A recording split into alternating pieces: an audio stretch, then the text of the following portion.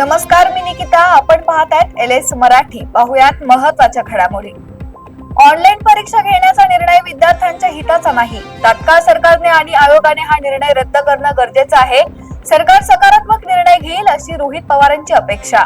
आमदार खासदार फोडतायत महाराष्ट्राला शिवी. माझा सोनम वांगचुक यांना पाठिंबा. मी सोनम वांगचुक यांच्या मागे उभा आहे असं अमित ठाकरेंनी सांगितलंय. सरकारच्या आश्वासने पूर्ण होणार. प्रिंटिंग मिस्टेक आमच्याकडे नसते. सरकारच्या आश्वासनांबाबत बोलताना आमदार प्रमोद जठार यांची विरोधकांवर टीका. शिवसेना हा मूळ पक्ष कुठल्याही पक्षात विलीन झालेला नाही. कायद्यानुसार मूळ पक्षाच्या संमतीशिवाय लोकप्रतिनिधींना स्वतःहून विलीनीकरणाचा अधिकार नाहीये. खासदार अरविंद सावंत यांचं वक्तव्य. पालघरमध्ये पोलीस कर्मचाऱ्याकडून 13 वर्षीय अल्पवयीन मुलीचा विनयभंग.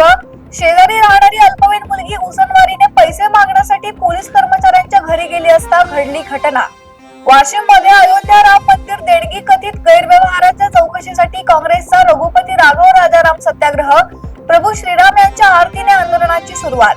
पनवेल JNPT मार्गावर गर्डर कोसळला. सुदैवाने या दुर्घटनेत कोणतीही जीवितहानी नाही. यवतमाळमध्ये चोरीच्या घटनेत वाढ. मोटर पंप, केबल, इलेक्ट्रिक खांबावरील तार मोटर चोरीच्या तक्रारी. पोलीस तपासात शेख समीर सय्यद अली यांच्यासह अल्पवयीन मुलाला अटक. 14,73,000 रुपयांचा मुद्देमाल जप्त. वाशिम जिल्ह्यात पावसाची उघडीप. खरीप पिकांबाबत शेतकरी चिंतेत. पावसासाठी ग्रामीण भागात पारंपरिक श्रद्धेची विधी सुरू.